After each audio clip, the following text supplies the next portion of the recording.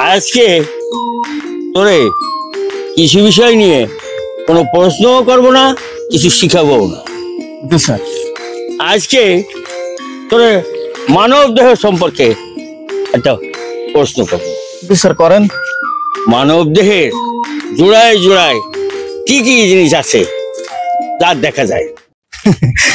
জি sir. Sir মানব দেহ তো sir অনেক জোড়াই আছে, তা আপনি যেগুলো বললেন ওই যে যেগুলো দেখা যায়, এটা একদম সহজ প্রশ্ন স্যার, বুঝতে পারছেন?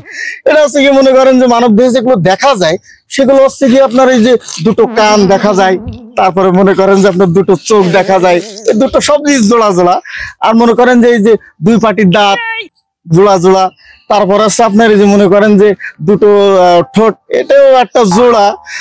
আর স্যার মনে করেন যে বুকের ওই দুটাও তো জোড়া জোড়া স্যার, বুঝতে পেরেছেন? আর এই মানব দেহে মনে করেন যে এই যে আমাদের হাত দুটাও জোড়া।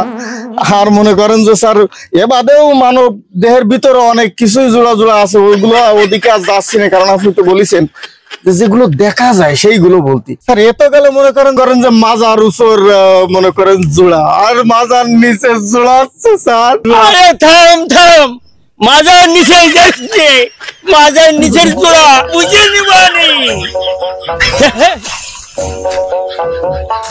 স্যার আর আমি উত্তর দিচ্ছি।